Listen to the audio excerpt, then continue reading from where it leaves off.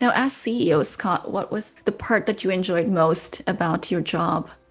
Well, there were a couple of things. I love governance, so I really enjoyed working with our board and introducing, really good governance practices, including looking at how much time we were spending on, strategy Mhm. versus fiduciary responsibilities, and sort of introduced a new model for the board meetings, Mm. which was really effective. And again, we did board evaluations after every meeting, and formally through a survey tool, and formally once a year. The board evaluations of each meeting led to improvements Mm. because the board didn't hold back Yeah. too much. There was something that went on in the meeting that they weren't happy, or the package was too big, or the briefing note wasn't clear, or you heard about, and we implemented change. I think the other thing that I enjoyed at an organizational level was just getting to know the people in the organization, and what it is that they do Mhm. that's unique from what others may do. And I got to say, every day was pretty much a different day. Getting out into the community and meeting with the providers and understanding their challenges that they have with service delivery and care for their patients, well, it was really eye-opening. And then being able to try and figure out a way to help them. In particular, I'm proud of the amount of new funding that we were able to get for our community that enabled wait lists to be reduced and allowed care to be provided Mhm. when and where people needed it. We got close to $200 million in new base funding, and to fill gaps. Um, Mhm. I think one of the things when I think of home care, we reduced the wait list for access to care by about 50% in about 2 years.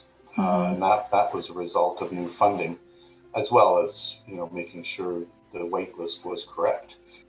Huge impact. Yeah, huge impact, and that's Yeah. that's kind of what you like to be able to say. Yeah, look what I did.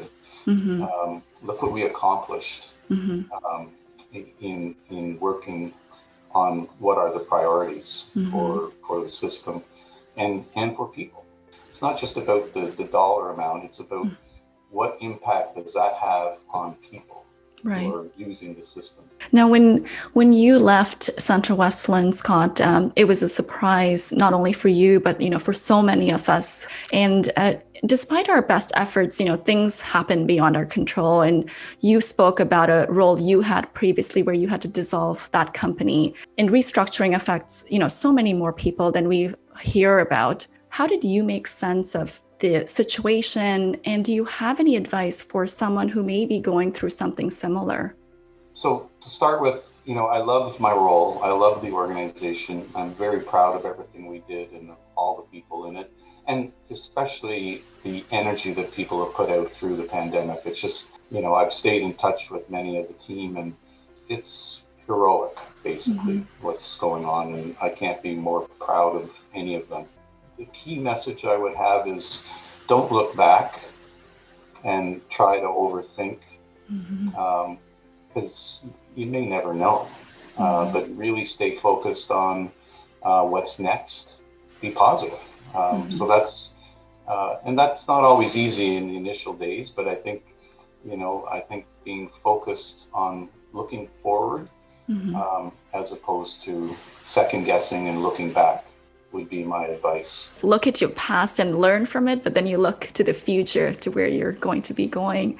And And there are always opportunities out there. yeah. Mhm. And one of the things that I've learned about myself is that I've either been drawn to or been sought out for opportunities that are new or somewhat ambiguous, where Mhm. there's no perfect road map Mhm. forward, and so you just keep looking forward and looking for that next opportunity to make a difference, which Yeah. is ultimately what keeps me interested. If I can if I can continue to make a difference for people, whether it's in the system, that's what jazzes me. And looking back at your life now, is there anything you wish you had done differently?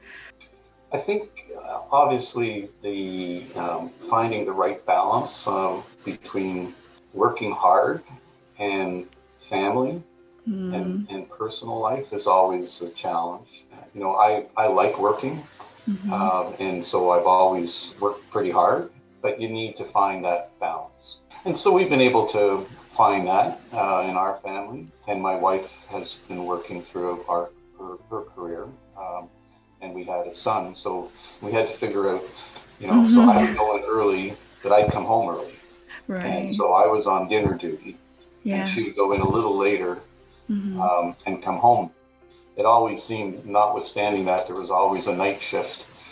So around 7:30, you're back on trying to clean up the backlog of internet or Mm-hmm. emails from the day and catch up on other reading and that sort of thing. So, but Mm-hmm. it's something, I enjoy. And as I said, I like work. I like working hard. I like Mm-hmm. seeing results. Mm-hmm. And I like working with people. So, And it's all about, setting those expectations. And as you said, communicating clearly with your spouse or your family in terms of what is expected of each other so that you're yeah. still able to, keep your family going with your career and that leadership journey that you're aspiring to climb. And I yeah. think the only other thing I'd say, advice I would have for anyone sort of wanting to get into the leadership is really focus on building, forging relationships. Having strong, trusting relationships takes time. So you need to really work on the networking and building those strong relationships so that, in some cases, when it comes down to having to have a difficult conversation, if you have a strong, trusting relationship, you can have a straightforward, honest conversation that may be a little more difficult. And you're still going to have a relationship with that individual.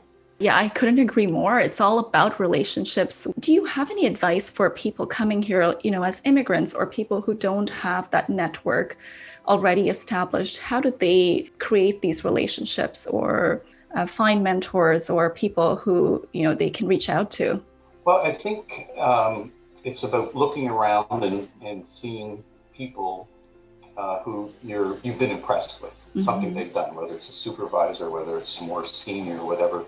The one thing I've discovered and continue to discover is how willing and leaders are to Mm-hmm. support people's development and aspirations. I can't even count the number of people on an annual basis that I may have had, somebody looking for advice, and it's a simple reach out and helping provide guidance and or connections to other people Mm-hmm. that could help them advance their interests. And so I found that myself. But uh, again, it takes time and a little bit of guts, Right. It's the courage, and right? Yeah. but Yeah. without question, people have been very willing to help me through my Mm-hmm. career, Mm-hmm. and so I've made it a point of, I don't know, paying it forward, if you will, Mm-hmm. trying to help others as they need, and or connecting them Mm-hmm. with people who may be able to help them if I can't.